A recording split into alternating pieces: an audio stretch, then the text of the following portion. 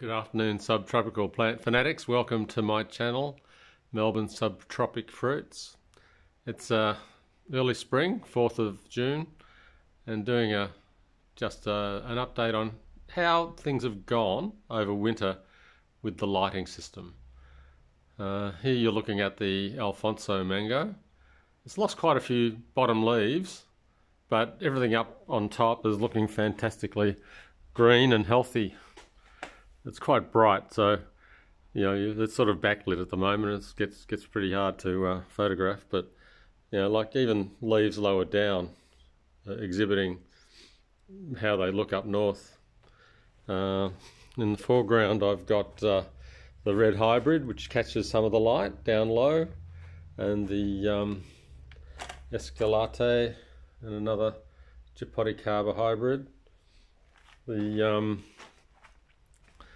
the Eugenia here, the one with like the rib fruit, that's picking up some of the light.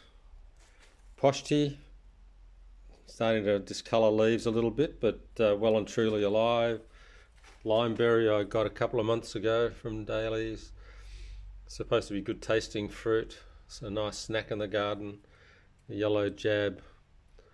Sorry, not the yellow jab. The yellow dragon fruit is still putting out a little bit of growth, and the Luke's Garcinia Limoncello is looking pretty good. Just about to do a flush. I'll go around and show you the others behind the Alfonso. Behind the Alfonso, I've got the Cedar Bay cherry, which is actually starting to flush a little bit and show start of flowering. So that normally lives outside, but it's actually grown well or stayed in situ over winter. Behind the Alfonso, I've got the another mango, the what's it called again? Oh, I always remember. It's a Thai sort of banana mango, and that's looking pretty good. The tropical Sapodilla variety is actually flushing growth at the moment. I might actually turn the lighting down a bit. Yeah, there we go. So I've knocked off half the tubes on the light, and you can see there's growth on the Sapodilla, and there's actually some flowers beginning just here. You can see a few flower buds forming. The cutting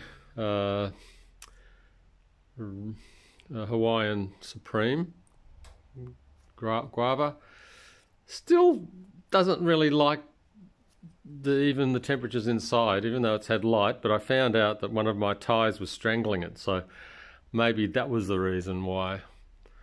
Here is the seedling Sapodilla that I've been growing for about 6 years. That normally lives outside and goes backwards a bit, but it's actually growing. It's actually punching out a little bit of growth here and here. Now, this is the Taiso Lychee. Now it looks amazing. That's about to do a big flush in the coming weeks, hopefully flowers. And the Bosworth B3, just behind it, is looking fantastic as well. So I'll go around the other side. Now this is another Sapodilla that normally lives outside, and that's actually benefited from being inside again this year. And I've got some purple mangosteens that are still living quite happily inside. The Erica boy, that one's doing well, but the other one over here, I let dry a little bit too much and didn't like it. This is the Krasui Sapodilla, and that's also looking pretty happy. It went backwards last year because it was outside, and now it's going forwards. Over the other side of the room, I've got the Valencia Pride, And I've only got 2 tubes up here, 2 4-foot tubes, one a normal tube, one a daylight tube, and they've benefited quite well. In the middle I've got Irwin and Glen next to each other, and the Irwin's, well, I think it's the Irwin. Should have a look at the tag. There we go. No, that's the Glen. So the Glen, and I've sort of mixed these up over the years because they all look very similar. So this one has some fruit forming on it. So that's pretty good. And the Irwin has also got flowers starting. But look how green they are. No, you guys should try and get some of these grow lights. LEDs, bloody expensive, but these fluorescent tube ones are around the 150-60 bracket for the 8 tube setup. And look, it's cost me a little bit to run over winter, but heck, you know, I think it's worth it. And there's no heating involved because it's inside and no lower than probably 13 degrees.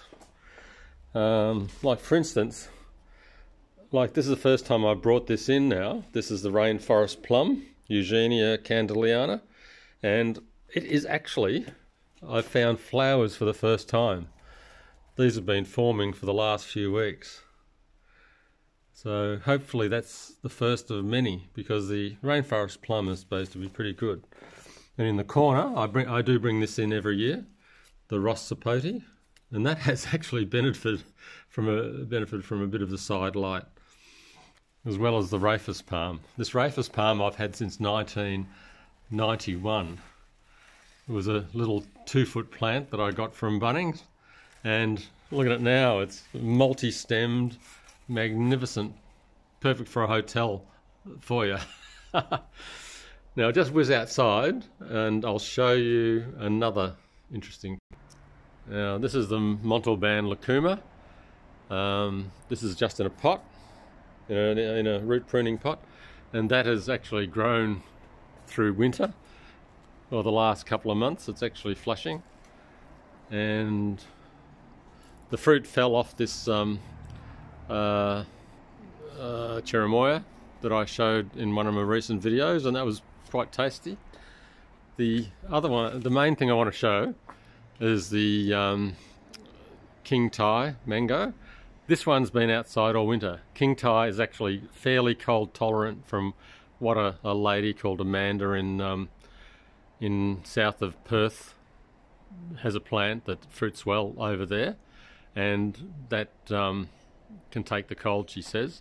So fear not with the King Thai, but give it a bit of protection. This is underneath a shade sail, and it has got hit a little bit by the cold, but in general this is going to go into the sun very soon, but it doesn't look as nice as the indoor mangoes.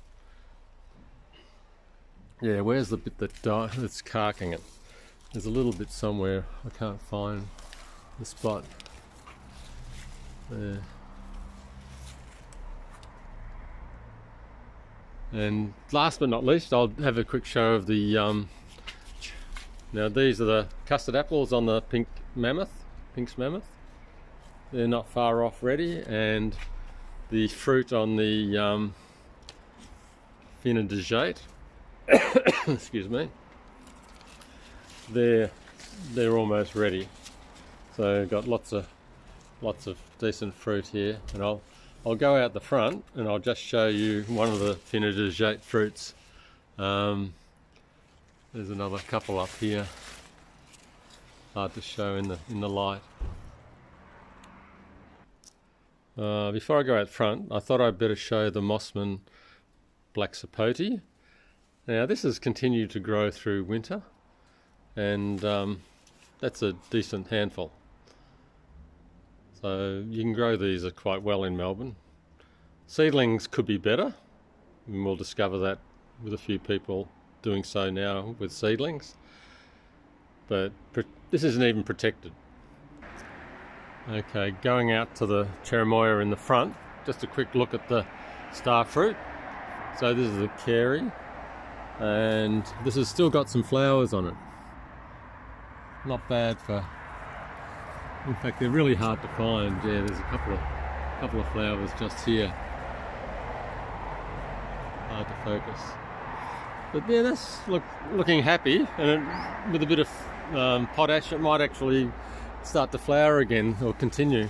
Okay, now this is the Fina Jagate on the fruit salad. Now how is that for a monster?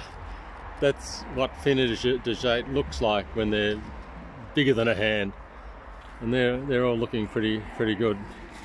There's a few there around here. Another. This is the camper, and that's a Fina Jagate, I think, too. And here's an unusual red sugar apple that I'm hoping is a red sugar apple from my grafting last year.